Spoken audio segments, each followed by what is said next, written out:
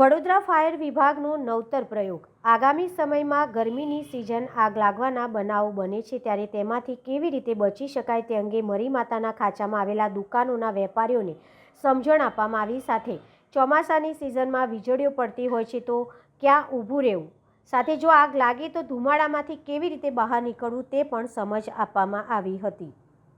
દોડો આગ અકસ્માતમાં જે કંઈક પબ્લિકને બચાવવા માટે અમે જે દુકાન દીઠ અમે એમને ટ્રેનિંગ આપીએ છીએ, બેઝિક ટ્રેનિંગ માટે, અને જે ફાયર એક્સ્ટિંગ્વિશર છે એને સમજણ આપીએ છીએ કે એને કઈ રીતે તમારે ઉપયોગ કરવો અને કઈ રીતે એને વાપરવો।